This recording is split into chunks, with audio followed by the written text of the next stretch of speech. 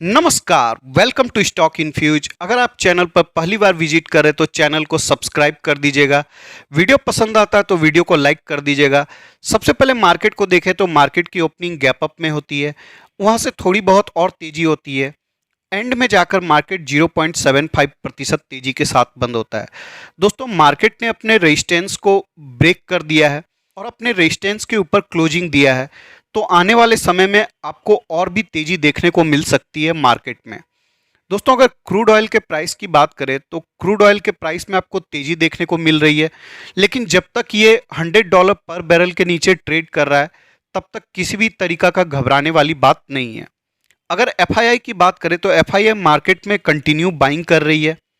आप देख सकते हैं 12 सितंबर का डेटा, एफआईआई ने 2049 करोड़ का बाइंग किया है, जबकि डीआईआई ने 890 करोड़ रुपीज का सेल किया है। जब भी मार्केट में तेजी होती है तो एफआईआई बाइंग करती है और डीआईआई सेलिंग करती है, और जब भी मार्केट में गिरावट होती है तो डीआईआई बाइंग करती है और एफआईआई सेलिंग करती है। ये बात आपको ध्यान रखना चाहिए। इस वीडियो में हम लोग कुछ ऐसे स्टॉक्स के ऊपर डिस्कस करेंगे जिसमें आज अच्छी खासी तेजी देखने को मिली है। तो उन स्टॉक्स में हमारी इन्वेस्टमेंट की क्या स्ट्रेटेजी हो सकती है, कौन से स्टॉक में हमें इन्वेस्टमेंट करना चाहिए और कौन से स्टॉक में नहीं, तो वो हम लोग डिस्कस करेंगे।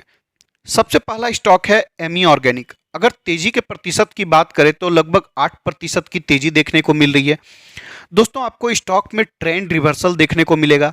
इसने अपने 1100 के रेजिस्टेंस को ब्रेक कर दिया है, तो आने वाले समय में इसमें और भी तेजी देखने को मिल सकती है। अगर इसके सेल्स को देखें तो सेल्स ग्रोइंग नजर आएगा। 160 करोड़ का सेल्स था जो ट्रेलिंग 12 मंथ में 538 करोड़ का हो गया है। ऑपरेटिंग प्रॉफिट मार्जिन को देखें तो ये भी बढ़ता हुआ नजर आएगा।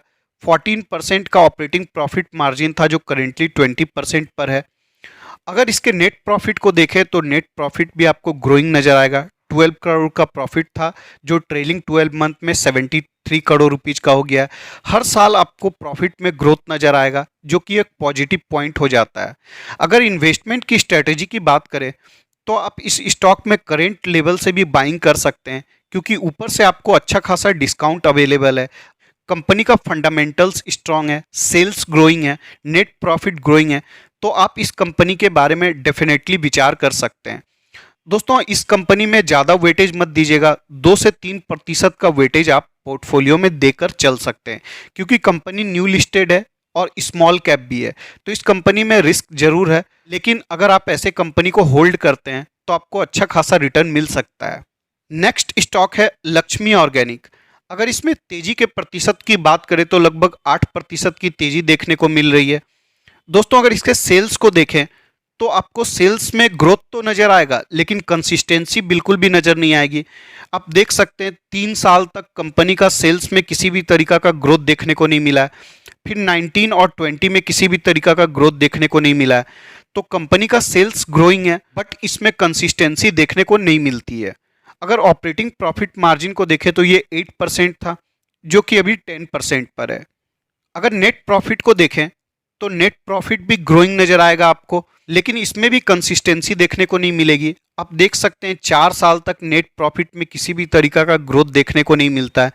तो ये बातें आपको पता होनी चाहिए इन्वेस्टमेंट करने से पहले। बहुत सारी ऐसी छोटी कंपनी में आपको ऐसा देखने को मिलेगा, किसी किसी वक्त में आपको सेल्स और नेट प्रॉफिट में किसी भी तरीका का ग्रोथ देखने को नहीं मिलता है। तो दोस्तों, इन्वेस्टमेंट करने से पहले आपको ये बातें पता होनी चाहिए, अदरवाइज आप स्टॉक को होल्ड नहीं कर पाएंगे। क्योंकि आपने देखा कि बहुत सारा ऐसा वक्त आया है जब कंपनी का नेट प्रॉफिट बिल्कुल भी ग्रो नहीं किया है, तो ऐसे समय में आपको स्टॉक को होल्ड करना काफ़ी मुश्किल हो जाता है, अगर आप कंपनी के नेचर को नहीं समझते हैं। लेकिन अगर ऐसी छोटी कंपनी के स्टॉक को आप होल्ड कर लेते हैं तो आपको आने वाले समय में बहुत अच्छा रिटर्न मिल सकता है। अगर इन्वेस्टमेंट की स्ट्रेटेजी की बात करें तो आप करेंट मार्केट प्राइस से भी बाइंग स्टार्ट कर सकते हैं, क्योंकि ऊपर से अच्छा खासा डिस्काउंट देखने को मिलता है। अगर इसके सपोर्ट की बात करें तो 350 रुपीज पर इसका एक सपोर्ट नज़र आता है। इस कंपनी में भी आप ज़्यादा वेटेज मत दीजिएगा, आप 2 से 3% का वेटेज देकर चल सकते हैं। नेक्स्ट स्टॉक है अल्काइल अमीन।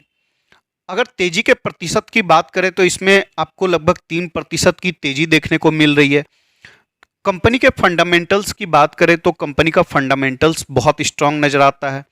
सेल्स का ग्रोथ अच्छा है, प्रॉफिट का ग्रोथ बहुत अच्छा है। साथ ही साथ कंपनी हाई CAGR है। अगर इसके CAGR को देखेंगे तो कमाल का CAGR देखने को मिलेगा।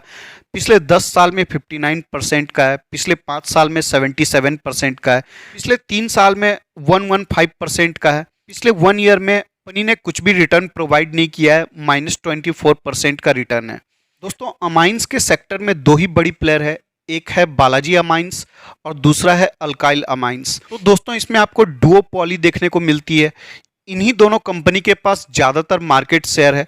तो कभी आपको बालाजी अमाइंस में ज़्यादा ग्रोथ देखने को मिलेगा, कभी आपको अल्काइल अमाइंस में ज़्यादा ग्रोथ देखने को मिलेगा। चाहे तो दोनों में से किसी भी कंपनी में इन्वेस्टमेंट कर सकते हैं। दोनों ही कंपनी इन्वेस्टमेंट के लिए अच्छी है।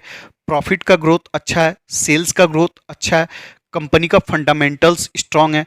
तो आप इस कंपनी को डेफिनेटली अपने पोर्टफोलियो में रखने के बारे में विचार कर सकते हैं।